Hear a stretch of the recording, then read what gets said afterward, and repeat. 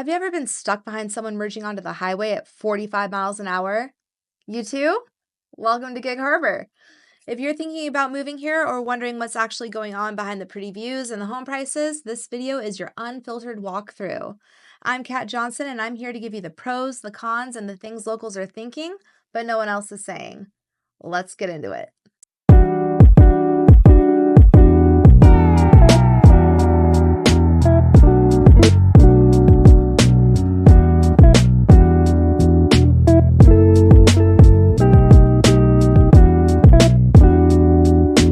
So chances are, if you're looking at pro-con videos of Gig Harbor, you're probably looking to relocate here. I imagine from Seattle, Tacoma, Federal Way, a lot of Californians are coming over here. So the first thing I wanted to discuss is crime. Gig Harbor is one of the safest places around. You don't see a lot of violent crime here. The biggest thing going on in most neighborhoods is some Amazon package accidentally gets delivered to the wrong address. But here's the trade-off. Our police department is really small. Based on their staffing, it's fair to infer that there's only 1 or 2 officers patrolling at a time. And if something happens in the north end of Gig Harbor while the officer's stuck in Fox Island, you're going to be waiting.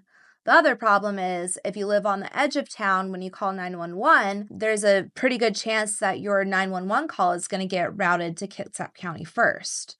So, pro tip, save the non-emergency dispatch number in your phone because it won't replace 911, but it is a good backup. Target, Costco, Chipotle, it's all here. We don't have to cross the bridge for every little thing. The downside, our infrastructure was not built for this much growth. Highway 16 backs up constantly, and the Willachet on-ramp, it's become this weirdly polite death trap. Everyone tries to move over to be nice, and now people are merging on at 45 like it's normal. It's not. Have a different take on any of this? Drop a comment below. But let's not pretend that this town was built for this many people. Between the housing boom and the commercial growth, our infrastructure has been stretched thin.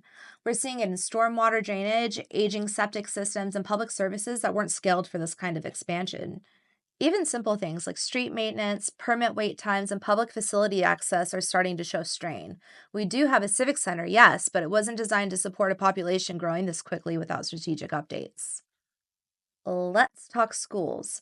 I know there are plenty of other videos talking about public school ratings, so I'll keep it simple. The buildings are nice, but the reason the public schools stay functional? The parents. They're at school board meetings, they're emailing, they're involved, and that matters more than test scores. If you homeschool, you'll have support. Programs like Harbor Christian Homeschool and Classical Conversations at Harborview Fellowship are thriving. Homeschooling is up 40% statewide since 2019, and Gig Harbor is part of that movement. There are 2 private schools in town, both Christian, and they stop at 8th grade. Lighthouse Christian has been rumored to have begun working on the idea of building a high school, but it's not open yet. And if you're looking for a secular private school, that's across the bridge in Tacoma. And don't even get me started on daycare and preschool because wait lists are brutal. There are limited options for your kids during the summertime. Healthcare. Gig Harbor covers your basics, primary care, urgent care, labs, and it also gives you room to explore alternative options like holistic care, acupuncture, naturopathy. But if you need to see a specialist, you're going to have to wait. My own son has been on a wait list for occupational therapy, and that's not rare. A lot of providers split their time between here and Tacoma, so appointment availability gets tight. And if you're having a baby, you're delivering across the bridge.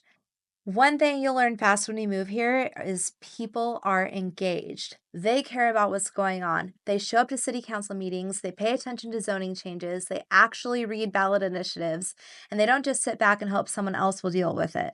That's a good thing. It keeps the town from turning into a mess. But it also means tensions run high. Facebook groups can be pretty unfiltered. Public meetings get heated. Even simple stuff like a new roundabout can spiral into a full-on debate. So if you're here and you want to get involved fast, I recommend becoming a precinct committee officer for your political organization. You'll meet your neighbors, stay informed, keep them informed, and get a real say in how this town grows.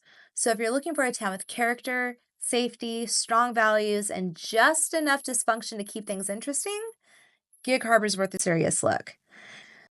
So if you're planning to buy or even just thinking about it, grab my relocation guide in the link below. It'll tell you everything else I didn't cover in this video. Until then, I'm Catt Johnson. Catch you next time.